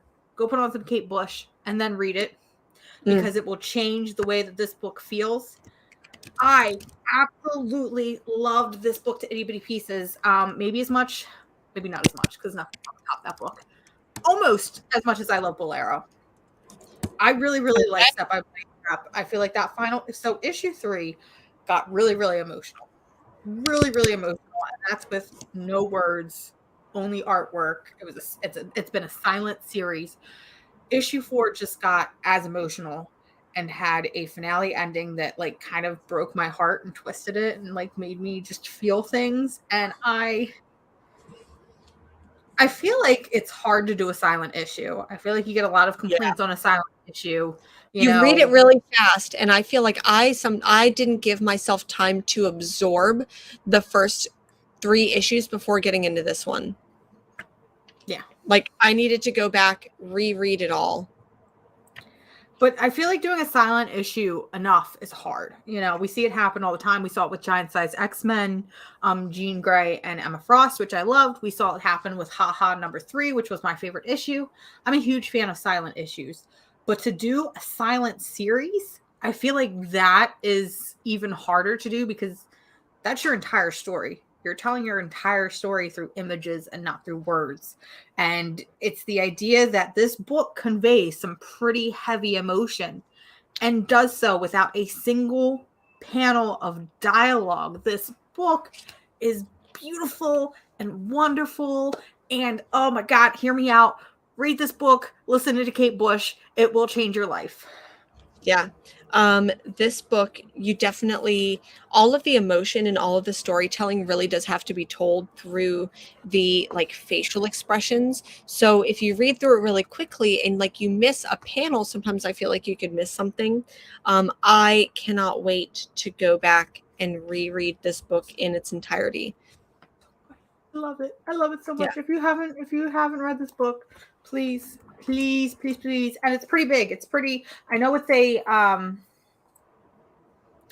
I know it's a silent issue, but it's a thick boy. For $5.99, it's pretty thick. Yeah, nice. I agree. Go, if you haven't already, if you want to catch up on these, or just go ahead and wait for the trade. It's a really good one. Because the trade, I think, does come out in August. August? Yeah. I think I saw that on the previews. Yep. So wonderful. August 2022, 160 pages of silent wonder. I love this book. It's so good. Listen, Image, you do it. Listen. and they got some good books coming out soon. Like Image, I feel like we're coming to be friends again. Maybe a little bit, except we're not. Because now it's time to talk about a book from Image Comics that I couldn't fucking stand. Don't know why I read it. Obviously, you didn't read it, so I feel very thankful for you. Really quick, I want to address this comment. Layla Starr, don't know her. Who is she? Book of the year 2020. Anyway. I have a feeling I know which one. Maybe. No. I didn't even read that this week. I dropped that book. I feel like that's where I'm at. I have one other Image book and two other Image book. No, one other Image. I have 1.5 Image books. Okay. There was a little book that came out this week called Unnatural Blue Blood by Mirka Andolfo. Just did I read it? Yes. Did I hate it? Yes. Mirka Andolfo, if you're new to the channel, Mirka Andolfo, I feel is like that creator that we both hate read. Books like Mercy, Sweet Paprika, Deep Beyond, Unnatural. I don't know how to say it without insulting a person. I'm not here to insult anybody, but I feel like Mirka Andolfo writes to a very particular audience. And I feel like it's because of this particular audience that she continues to get the work that she does. And this book was not, it didn't even make sense. So I'm going to preface this. When Unnatural first debuted, that first trade, I actually really, really liked Unnatural. It was one of my favorite books. I thought it was really different. I thought it had a lot to say. There was a lot of conversation things, especially when it came to, queer culture and maybe even people of color. I thought that there was a lot to say. And then book 2 and book 3 came out. Actually, I'm going to be honest. I don't think I ever even finished book 3. Book 2, it felt like there was nothing to say. There was no plot. There was just weird fetishizing of animal caricatures that was not fun. And it kind of lost itself. So I was really surprised, but at the same time, not surprised to see that Unnatural was getting a revival. And again, I didn't read the third book, okay? But at the same time, I feel like not much could have happened in the third book that I was this lost in this new iteration of Unnatural, which both tries to be like a sequel and a soft reboot at the same time. Okay. But the plot don't make no sense. It was bad. So I feel like when like you come out with like a reboot or like, it's the same title, same universe, but like a different line, I guess, that's not in that continuity, you should just be able to pick that one up and know what's going on. Like they should give you some type of info dump, or you should be able to read it and follow it just having read the first volume. But this one do that. You couldn't do that. It wasn't good. 10 out of 10 did not have a fun time. Okay. Surprise there. I definitely feel like I feel bad because I don't necessarily don't like Mirka Andolfo's art. I really like it. But I feel like Maria Lovett for me has become the same thing. Yeah. Completely different art style. Absolutely love her art style. I do. But when it comes to them doing the combo of writing and doing the art, it's not there for me. And it makes me sad that the only other book I can think of Maria Lovett being on is Faithless by Brian Azzarello. And like at this point, put Maria Lovett with like Tom King. Yeah. No. It's not a good time. Well, I've got 2 other Image books. But I've got a couple other indies and a couple that I really want to talk about. But really quick, what's the furthest place from here? I don't fucking know. So I'm surprised about this book. I'm surprised about this book. So I championed this book from day one because it's Matthew Rosenberg and Tyler Boss. Shout out to 4 Kids Walk Into a Bank. If you have never read 4 Kids Walk Into a Bank, it is my favorite comic book of all time. Please read that book. It will change your life. And I was really excited for this book. It was a book that was announced years ago and finally came out. This book came out, had no idea what was going on. It did not capture the same magic that 4 Kids Walk Into a Bank did, which made me really sad. And I'm going to be honest with you. I thought this was supposed to be a mini series. I thought that because what issue is that? 6 or is that 5? This is 6. Yeah, I thought This it was is supposed 6. to be like a 5 or 6. I thought it was supposed to end at issue 5. Apparently, there is at least 3 or 4 other arcs planned. At least 3 to 4 other trades planned. So I am going to, as the young children say, I am going to yeet myself from this train before I am on it for way too long. And I may pick up the trade and see if it reads better in a trade. But I personally am, considering this was one of my most anticipated books of the year, if not of the decade, I'm really, really disappointed by this book. Yeah. I feel like, especially when I started like looking at this issue, I'm like, I should love this. But when I was reading it, I had to put it down. I had no clue where the fuck that I was. Like, I'm not liking this at all. And I hate to say that because I wanted to, like, I trusted you. I was rooting for you. And these are such big books for $3.99. This is such a big book. Yeah. I don't know about it. The other book that I really, really, really, really, really, really, really liked this week was Ice Cream Man. It was so good. I thought when I saw the mouse on the maze, I'm like, oh, this is totally going to be a Flowers for Algernon. It wasn't, but it was so good. It was so good. It basically takes place in a laboratory where they are doing like medical testing, that they're testing out this new drug. It's so good. This was so creepy. And of course, I don't want to spoil anything, but it does do like a switcheroo on you at the end. It does an M. Night Shyamalan to you. I loved it. I loved it. This is one of my, this in the closet. I really enjoyed this week. I read another, I only have 2 books left, but I half read another book from Image. It was Image number 2, which is their anthology series. And I tried. I really tried. So Wyatt Kennedy and Luciana Vecchio, the creative team behind Bolero, has a story in that. I really, really like that story. I wish it was out of that anthology just so I could read it because I really like it. Other than that, there's not really a lot of great stories in it. But there's potential for there to be really great stories because I just feel like putting a anthology together of creator-owned stories is a bad idea because you have a lot of these really, really great ideas in mind, but you're piecing them up so small and throwing them in with a bunch of other stories. So that way when it comes time for the next month, I'm literally like confused. Like it's hard enough for me to keep track of a full issue and what happened in that issue compared to what I'm now reading. But to do it with a book and to do it with like 5 or 6 stories, it doesn't make any sense. So Image, here's what Image should have done. All right. Let me put on my editor big girl pants and suggest what should have been done as the comic book fanatic that I am. I don't mind the idea of Image doing an anthology, but with all the different stories that we have, maybe dedicate 1 issue a month. Still call it Image. Still title it as Image 1, 2, 3, 4, and so on and so forth.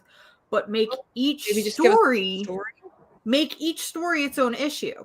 You know, I think it would have been a lot better and a lot more cohesive. And then at that point too, you could, as a fan, maybe pick and choose the stories you want to pick up. Because I'm going to be honest, I ain't even touching the Jeff Johns story that's in there.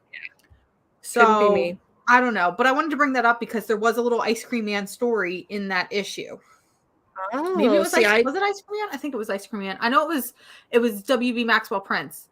But I think it was Ice Cream Man. But I don't know. I just don't make an anthology series in an anthology series. That doesn't make any sense. You can't put one inside the other. It just don't work. Did I miss a whole bunch of books? Because like I bought this one, basically only picked it up was this last week? I think that's this week.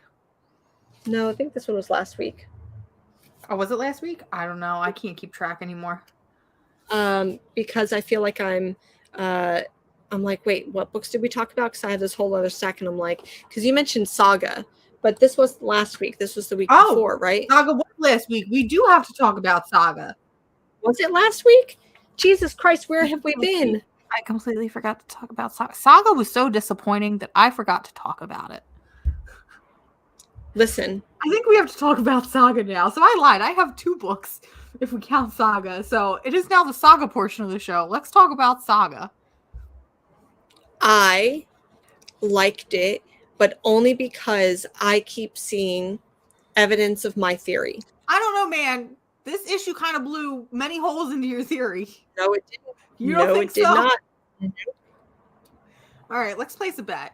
My partner's listening, so I'm sure he'll be happy with this. If you were right on your theory, I will move to Portland. Done. And if I'm Brian not K. right, Saga, if you're listening, please don't make her right, because I really don't want to uproot my whole life and go to Portland as much as I want to visit Portland. if I am not right, then I'll come out to Baltimore Comic-Con. No. That's not fair, because you're coming out to Baltimore Comic-Con no matter what. It's going to happen. Okay. I have a theory about this book. I've talked about it on previous shows, so I won't necessarily go through it here, but I think that Brian K. Vaughan is a very smart writer. He is leading us in one way, specifically to make us, Yeah.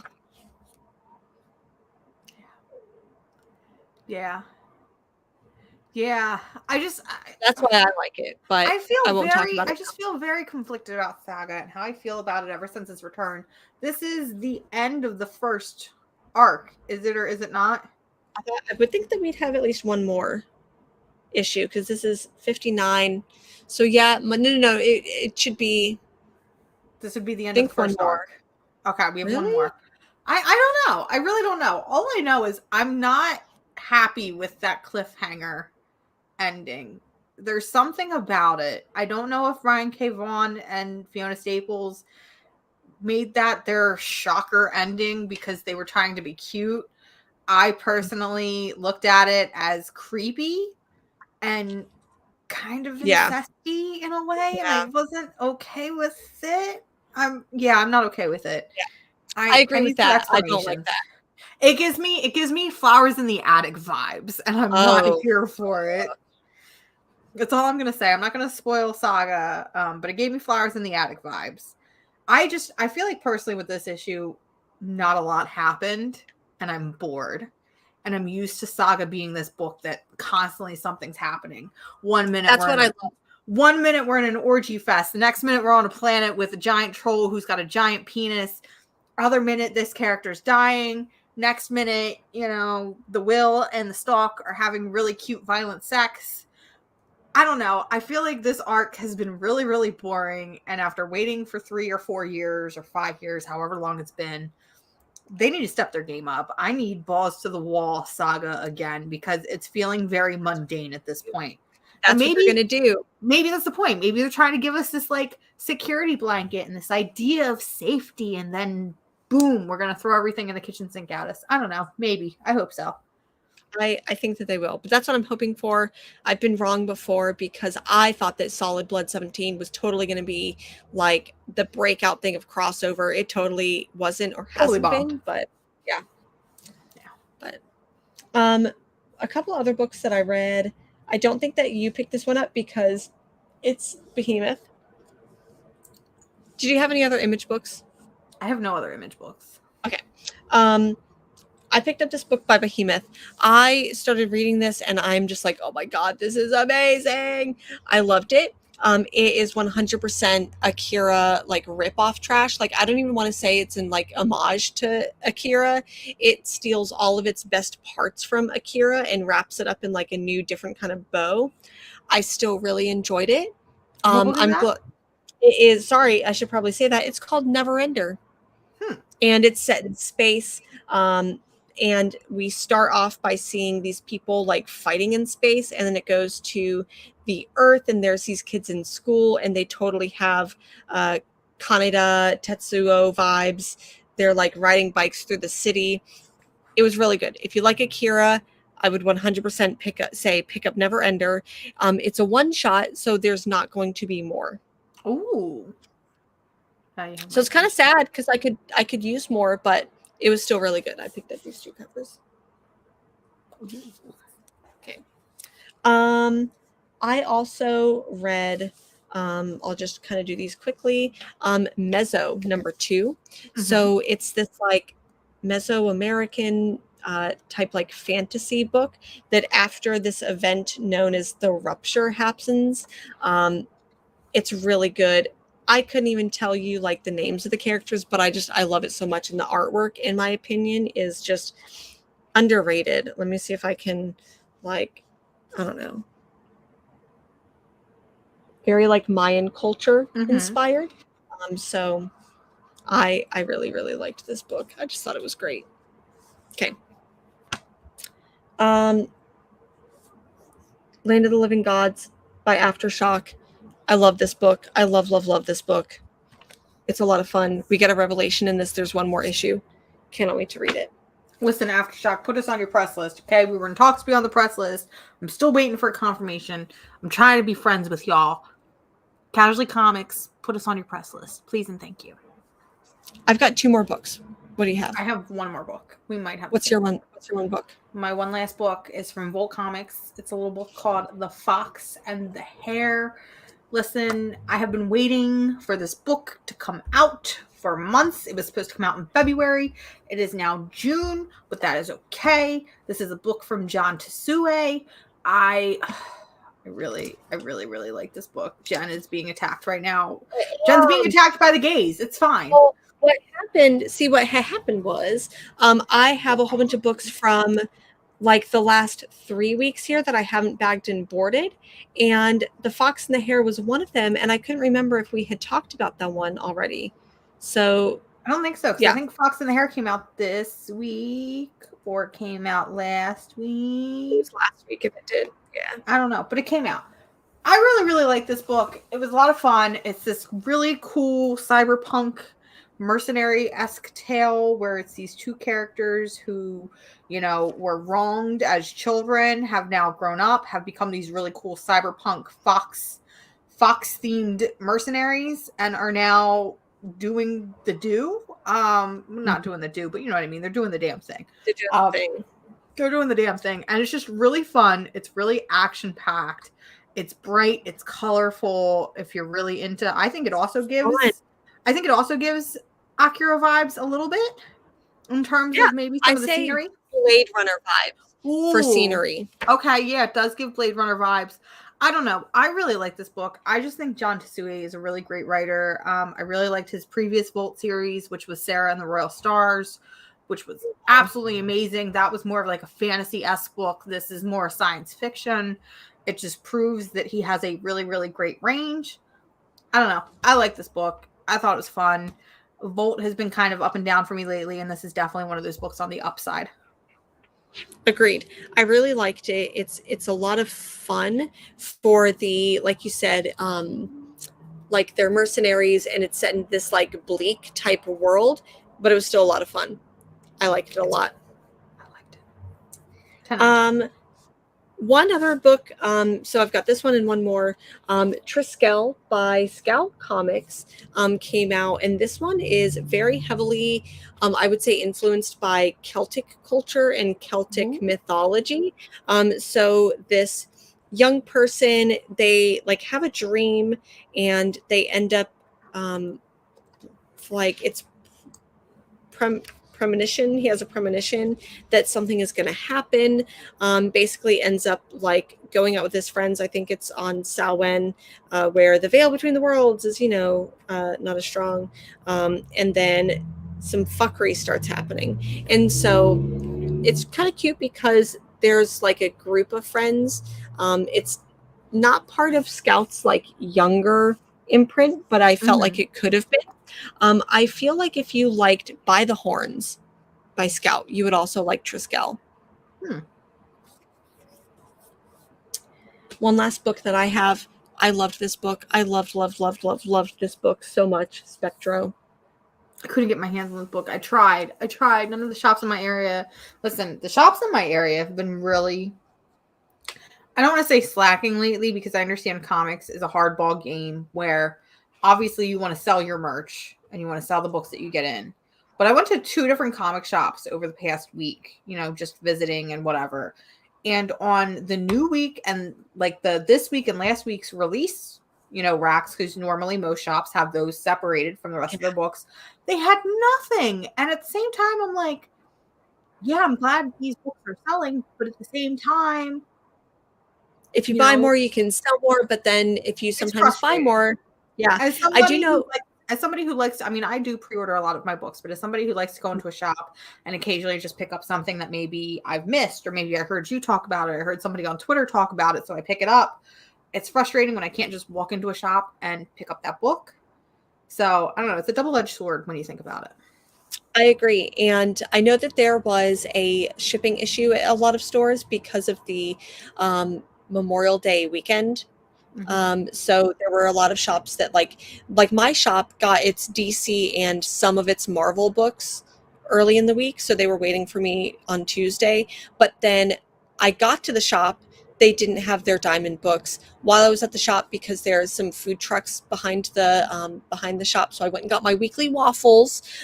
So I went, enjoyed some waffles, and then my books were ready. So, but Spectro was so cool. I'm so disappointed, Aftershock. Listen to me. I'm so disappointed that this was only a one shot, because out of every other like prestige format one shot or whatever that you've come out with, this one, in my opinion, is most deserving of a sequel or a series. It is Black Mirror meets Love, Death, and Robots. So the first issue, or so there's 3 stories in here. The first one is this guy who ends up like, he needs to like lose weight, and his like sister's coming into town and he's gained weight. So he needs to like buy a thing to help him lose weight. And it's like a Siri type device that ends up, doing the thing. But then the second issue is the Council of Planets.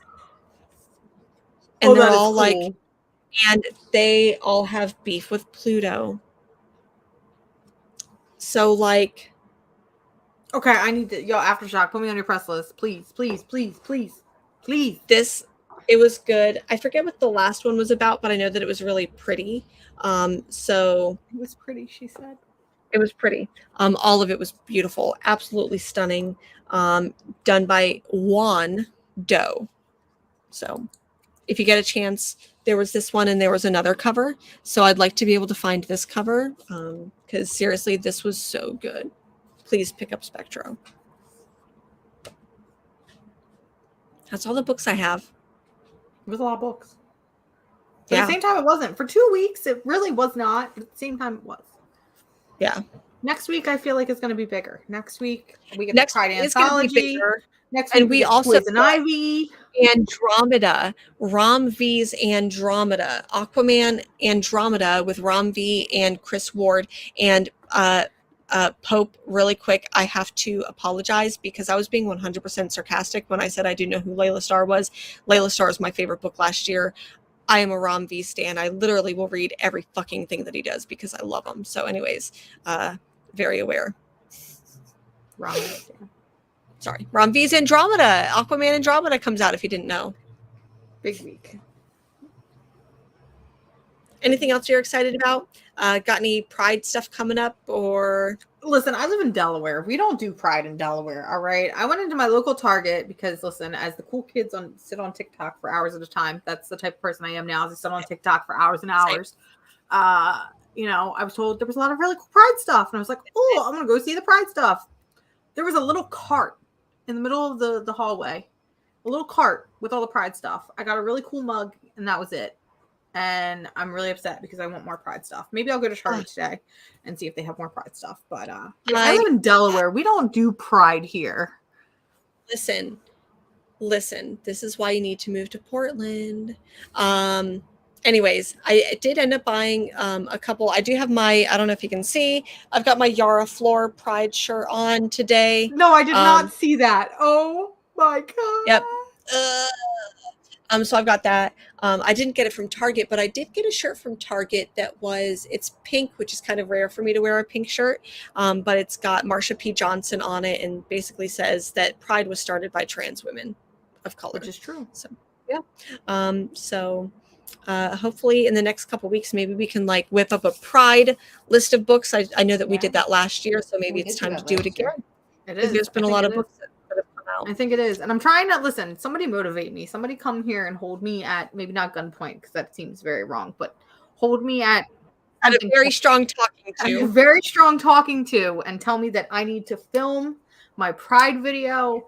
I just need to film a video in general. Listen, I moved into this nice new space. I have this nice new studio that's specifically used for content creating, and I've been here for 3 months and I haven't made a single form of content. Well, so it's the perfect month. Let everyone know. Motivate me. Please hashtag restore the Snyderverse, bully Mars into restore making the Marsverse.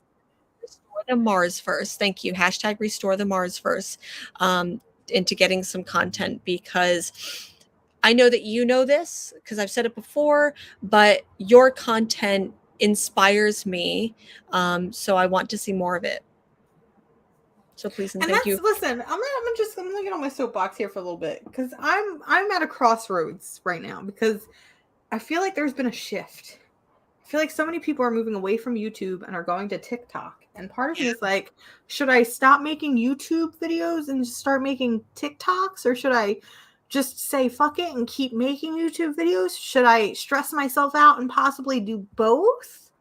I made my first TikTok video last week. So I did like a little kind of video, like walkthrough of my comic book shop, and then picked up some like Pride themed books off the shelf. I want to do that again this week. So, go follow me on TikTok. Comics Will Break Your Heart on TikTok. And I also did one for a little exhibit that's here in town called Dinolandia. Listen, I love that little Mothman. I'm about to come to Portland and swoop him up because I love him so much. So I made another one for Dinolandia, so you can see those 2 videos on my TikTok. I feel like doing these 2 TikTok videos has inspired me, and I want to do more. But really quick, for those of you who are like, Jennifer, what the fuck are you talking about? What is Dinolandia? Dinolandia is this really cute exhibit. Think like Jurassic Park, but for maybe like kids, more themed for kids, and with cardboard cutouts.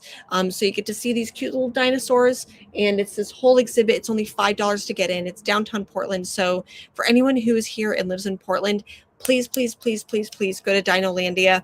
I bought a pass. So if anyone's like, hey, meet me at Dinolandia, I would love to. So yeah, Mike Bennett, who did, if you've seen me post pictures of the Loki alligator that sits in front of books with pictures, Loki alligator creator, like the little cardboard cutout thing, whole big building full of dinosaurs, and it's amazing and it's beautiful. This is why you need to come to Portland. It is. Maybe I'll visit. Yeah. Maybe I'll visit. Maybe I'll visit. Listen, I posted a little hypothetical on Twitter the other day, and y'all abused and attacked me because I was like, what if I flew to Portland for Rose City Comic Con? And what if we did a Casually Comics live show at Rose City Comic Con? Do I have to make this happen? I feel like I have to make this happen. When is Rose City Comic Con? When is Rose City Comic Con? The second weekend of September, I think. Oh, so close to Baltimore Comic Con though. Yeah. Yeah. I do want to visit sometime. Keep an empty bag, because we'll go to Powell's. We'll go to all of the like 15 comic book shops here. We'll go, if Dinolandia is still up, we'll go there. I think it should still be up. Go to Steak and Cake. Go get some steak and some cake, because per capita, Portland has the most steak and cake per capita in like the country and the world. So, and we'll visit all the donut places, not just Voodoo. All right, I think you got me there. There's no humidity. Yeah, and look, if you see my hair, I'm inside, and even inside, the humidity is out to get me. So, Harry, you're invited too. You're invited too. Come out. Let's make it happen. Why does it have to be the other side of the country? Like, if you were a little bit north, a little bit south, the other side of the country. How did we manage this? How did two ladies that live on opposite sides of the country end up doing this? It's insane to think about. Yeah, it is. Maybe one day you'll be doing it here. Okay. Well, friends, happy Pride. Thank you so much for being here. I want to just say this is something that I haven't talked about on the show a lot, and this is just me. I've been wanting to talk about this for a minute, but I want to say there's a lot of incredibly anti-queer bills coming through in a lot of different states, and I just want to let anyone know, because for instance, I grew up in Florida, and even as a cisgender woman, but as someone growing up and defining what their queerness was for them, I couldn't imagine being a kid in Florida right now. So any queer kid, any questioning kid, any of Questioning adult. questioning adult, if you feel like you don't have a space, if all of these bills don't make you feel good, because I know that they don't make me feel good when it's you can't say gay, when Florida right now is also trying to ban gender affirming care for young kids. I'm sorry, and you have a place and you're loved. So I know that's what I needed to hear when I was a kid, that Yeah. you're loved. So I just want to let all of you know, And you're doing your best. even if you're doing your best, and even if you're an ally, you're loved, and thank you for all being here in this loving community. I want all of you here next year to celebrate Pride, and I want you all here. So anyways, that's my little queer little Pride soapbox that I want to get on. I'll let y'all get to the rest of your Sunday.